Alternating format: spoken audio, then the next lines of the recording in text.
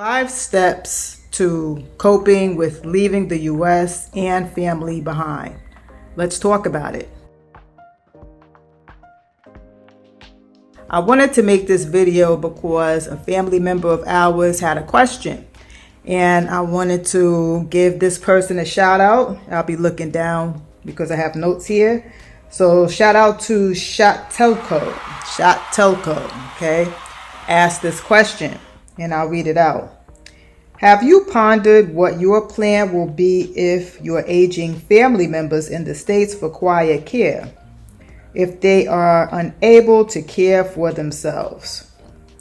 All right, so I thought this was a really good question, and shout out to you for asking. If you are new here, I'm Ronnie. I am a mom, wife, and 9-year expat from New Jersey on a mission to find places and spaces around the globe that feel like home. And I encourage others to travel more and live their best life now. All right, so let's get into it. Number 1, managing family reactions. How I feel about the topic is this. You came into the world by yourself, and you're going to leave the same way by yourself. So what's meant for you may not be meant for your family members. It may not be meant for your friends. You know, what you want to do in your life is based on what's in your heart, okay? And you have to follow that. You have to follow your instinct, you know, that curiosity that you have. If there's something that you want to do, you can't let your family members' fears, because that's usually what it is, right? You can't let their fears stop you from living your dreams and living out your truth, whatever that is. So you have to manage that. So sometimes, depending on your situation, sometimes it's best to move in silence. Sometimes it's best to keep quiet, not say anything, make the move, and then let your family members know once you've arrived. And even after you've been there for maybe a month or two, if that's necessary. Because it's funny, sometimes your friends and family can turn into ops when it comes to you living your dream and moving abroad. I don't know if I should tell this story. I have a quick story about that. Make sure you watch to the end of the video, and I'll get more specific about my family situation. But I did have a friend, an ex-friend. I thought that we both really wanted to move abroad and travel. When I say something, I don't play. So when it was time for me to actually move abroad, and I had my CELTA certification, and that's what I used to start teaching ESL abroad. We met at a bar. I haven't seen her for about a month because I had to go to DC for my CELTA program. And I saw her at the bar, and the energy was extremely off about her. And, I was like, hey, how you doing? And, she was just acting like very shifty and weird. And to make a long story short, she offered me some drugs, okay, from out of nowhere. And it's almost like I wasn't talking to my friend. Because we're mothers. I've had her in my house. I've, been over her mother's house, and our kids have met one another. So I was like, who is this person in front of me right now? So, I know how to play things off. I didn't act too surprised, even though I was like, all right, it's time to go. So I played it off, and I just said, no, thanks. And after 5 minutes, I was out of there. And I mean out of there forever. And we never spoke again. I don't know what spirit was in her, but that wasn't my friend that I saw. That wasn't my friend I was talking to. I don't know who I was talking to, because our dream was to travel overseas. And now that I'm right there, it's like, we're moving. That's it. This is happening. This is what she does. Excuse me? So anyway, needless to say, we never spoke ever again. And that was it. So that's just an example of how family or friends can turn into ops when you're right there, right at your goal, ready to go. So I would say for the most part, if you have family members that are trying to scare you and put fear in you, I don't care what age they are, leave first. So number 2, So this is 2024. So it's very easy to set up communication through WhatsApp, through Zoom, even through a YouTube channel. Okay, you can make a YouTube channel just for your family members. You don't have to actually put it out on YouTube.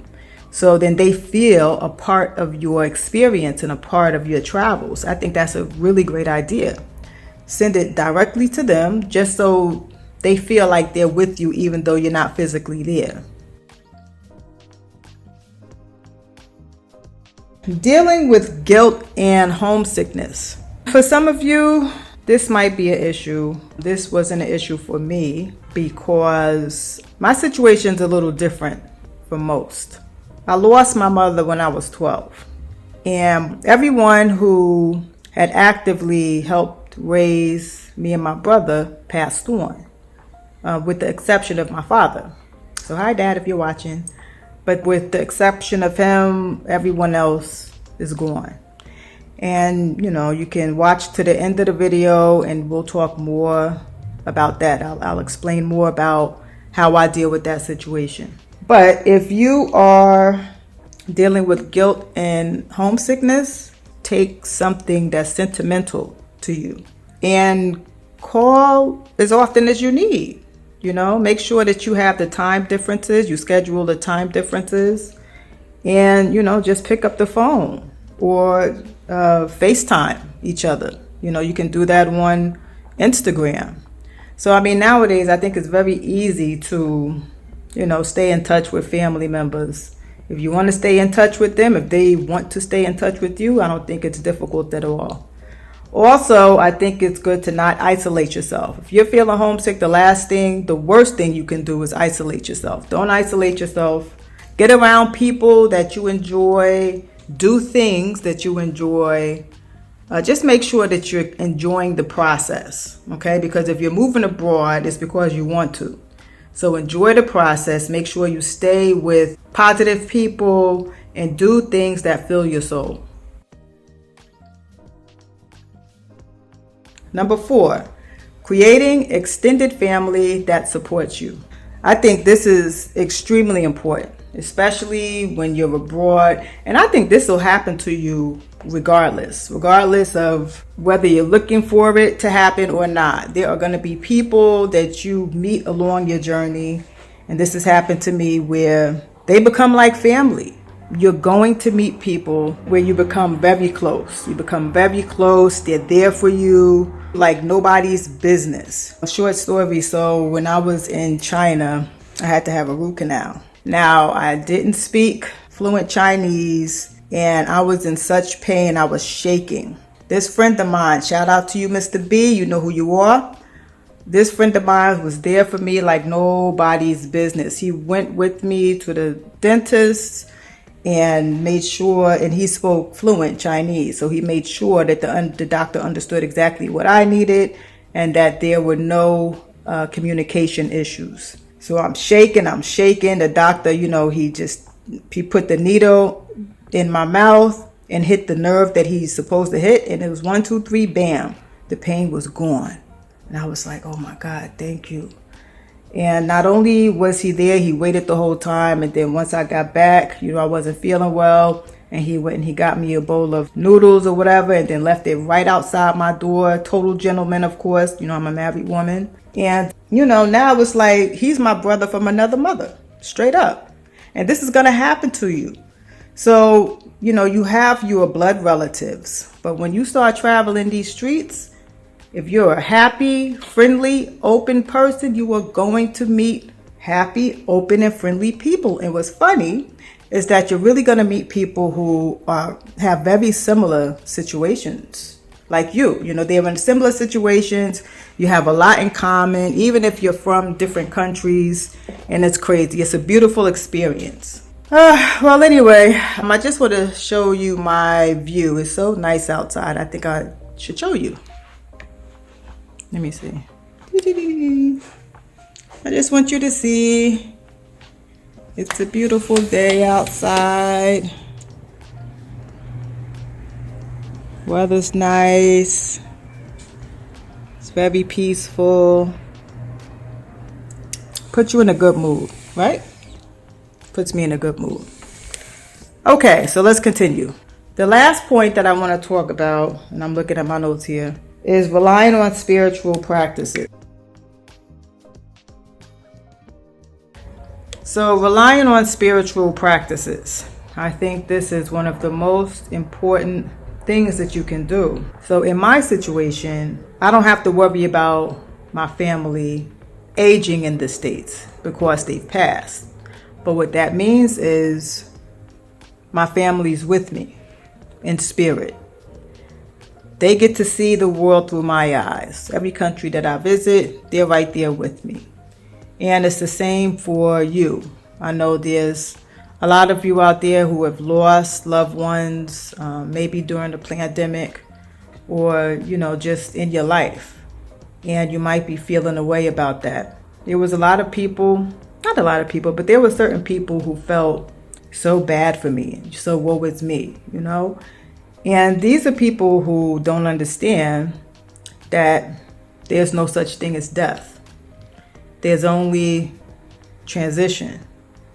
So my family members, pretty much all of my family members, have transitioned. But what that means is that I have an invisible army. Not invisible, but just a spiritual army of people looking over me, or looking over my son, looking over my family.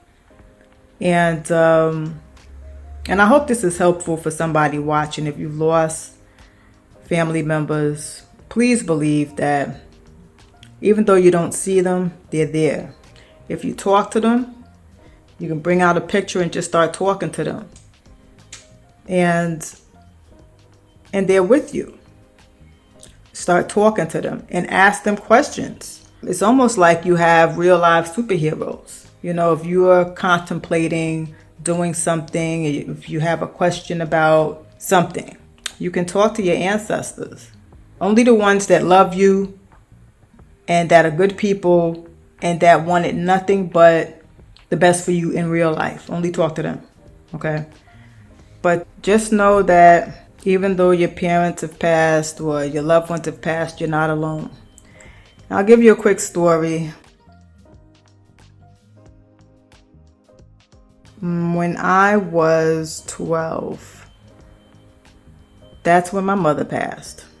And that was one of the most difficult times in my life. I was a kid and I was pissed. I'm just going to be honest. I was pissed at God. I was like, okay, so I must be some sort of joke. I must be the butt of a joke right now. So at this point in time, I don't even want to be here. So while I'm smiling to everybody else, people are like, oh yeah, I'm sorry that this happened. And I'm just telling them, yeah, I'm all right, whatever. Just smiling along to them. But secretly, I didn't want to be here. Secretly, I was like, I'm done. I'm done being the joke of whatever's upstairs. Like, I'm done. I want to be with my mother. That's it. But what happened was my mother came to me in a dream. And it wasn't like I was trying to conjure up some dream, but she just came to me. And she was perfect. She didn't have any aches and pains. It wasn't like anything sad. It's difficult to describe. All I could describe it as is she looked perfect. I mean, beyond beautiful. It's not even beautiful. It's beyond that. And, she wasn't sorry about leaving or anything. She was just like, yeah, I had to get out of there. And she was joking with me. And I just felt loved and joy. That's a big word. I felt joy. And she was just perfect, beautiful. And it was just amazing. Anyway, so I woke up. And when I woke up, it was like whatever dark cloud was over me just vanished. And I knew that my mother was in a better place than I was. I remember at 12 years old, I woke up and I just knew that she was in a much better place than me. So that was one of my early lessons on what death really is, right? And of course, I still missed her terribly. I still miss it today. But I can talk to her.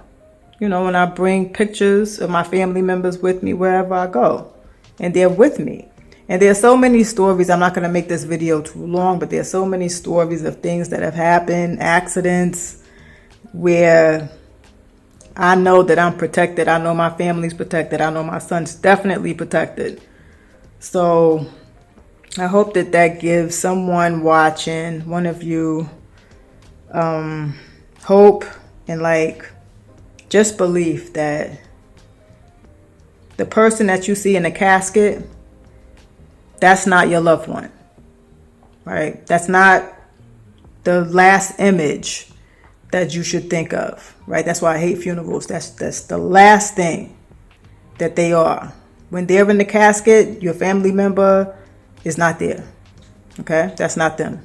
That's just the avatar, and it just goes back in the ground. Your loved ones are always with you. All right, so that's it. Leave your comments down below. Do you have family members that are aging, that are telling you not to move abroad, or, you know, are they interested in moving abroad with you? Just let me know in the comments, like what is your situation? And, you know, have you lost parents like me? Let me know in the comments. So this is Ronnie Light signing off, and remember to always go where you glow.